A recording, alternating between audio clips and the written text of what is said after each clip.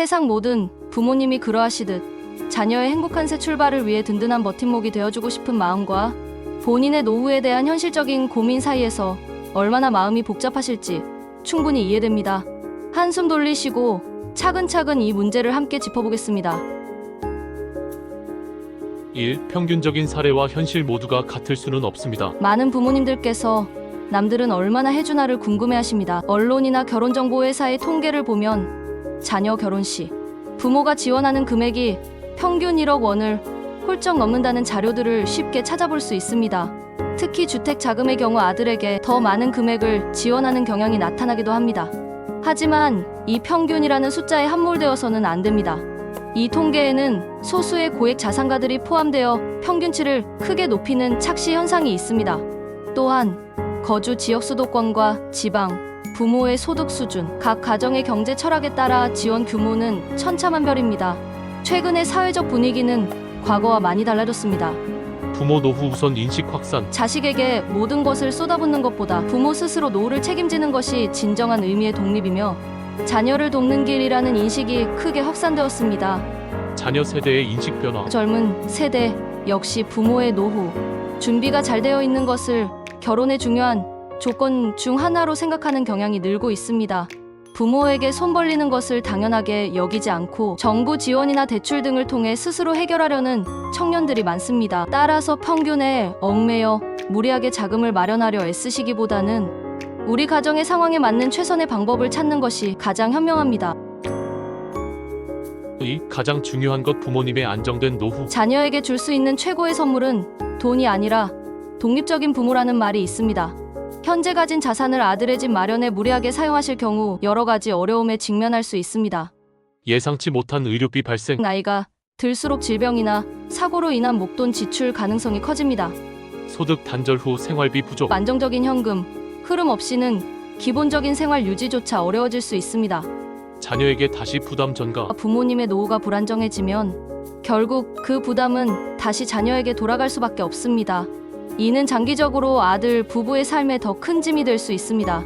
자녀의 독립을 위해 부모님이 의존적인 상황이 되는 것은 결코 바람직하지 않습니다. 현재 가진 돈이 많지 않고 앞으로 노년 자금이 필요하시다면 본인의 노후를 최우선으로 지키는 것이 곧 아들을 위하는 길임을 꼭 기억하셔야 합니다. 3. 증여만이 답이 아닙니다. 현명하게 지원하는 다양한 방법. 가진 돈이 많지 않은 상황에서도 아들의 새 출발을 도울 수 있는 현실적이고 지혜로운 방법은 여러 가지가 있습니다. 증여세 없는 범위 내에서 지원하기 기본. 현행법상 성인 자녀에게는 10년간 5천만 원까지 증여세 없이 돈을 줄 수 있습니다. 이 한도를 활용하여 부담 없는 선에서 지원을 시작하는 것이 가장 기본적인 방법입니다. 만약 아버님과 어머님 각자의 재산에서 증여한다면 각각 5천만 원씩 총 1억 원까지 증여세 없이 지원이 가능합니다. 증여가 아닌 대여 활용하기 강력 추천. 5천만 원 이상의 금액을 지원하고 싶지만 증여세가 부담스럽다면 차용의 형태를 활용하는 것이 매우 효과적입니다. 부모와 자식 간에도 돈을 빌려주고 갚는 계약을 맺는 것입니다. 차용증 작성. 금액, 이자율, 상환기간 등을 명시한 차용증금전 소비대차 계약서를 반드시 작성해야 합니다. 적정 이자 납부. 세법상 적정 이자율은 연 4.6%입니다. 이보다 낮은 이자를 받으면 그 차액을 증여로 볼 수 있으나 연간 이자 차액이 1천만 원을 넘지 않으면 과세하지 않습니다. 예를 들어 약 2억 1,700만 원까지는 무이자로 빌려주어도 증여세 문제가 발생하지 않습니다. 계좌 이체 기록 매달 정해진 날짜에 이자를 계좌로 이체한 기록을 남겨두는 것이 중요합니다. 이는 실제 대여임을 증명하는 객관적인 증거가 됩니다. 이 방법은 세금 부담 없이 목돈을 지원해주고 아들에게는 원금을 갚아나가며 경제적 책임감을 길러줄 수 있는 좋은 기회가 됩니다. 정부의 신혼부부 지원 정책 적극 활용 안내하기. 부모님이 직접 돈을 주는 것만이 유일한 방법은 아닙니다. 아들이 정부에서 제공하는 좋은 조건의 금융상품을 최대한 활용할 수 있도록 정보를 알려주고 격려하는 것이 훨씬 더 큰 도움이 될 수 있습니다. 신혼부부 버팀목 전세자금 대출. 저렴한 금리로 전세 보증금을 대출받을 수 있는 가장 대표적인 내 집 마련 디딤돌 대출 신혼부부 전용. 주택 구입 자금을 낮은 금리로 빌릴 수 있는 상품으로 소득이나 주택 가격 등 일정 요건을 충족해야 합니다. 신생아 특례 대출. 최근 출산한 가구를 대상으로 주택 구입 및 전세, 자금을 파격적인 저금리로 지원하는 제도입니다. 향후 자녀 계획이 있다면 반드시 알아보아야 할 아들 부부가 이러한 제도들을 꼼꼼히 알아보고 스스로의 계획을 세울 수 있도록 길을 열어주는 것이 부모의 중요한 역할입니다. 비금전적 지원의 가치. 꼭 큰돈이 아니더라도 부모님이 줄 수 있는 도움은 많습니다.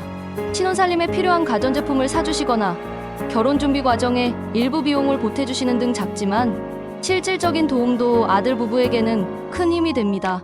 무엇보다 돈은 많이 못 보태줘도 항상 너희를 응원한다는 따뜻한 말 한마디와 정신적 지지가 가장 큰 자산이 될 수 있습니다. 결론. 가장 중요한 것은 솔직한 대화와 마음입니다. 아드님과 예비 며느리를 앉혀놓고 솔직하게 대화하는 시간을 가지시는 것이 무엇보다 중요합니다.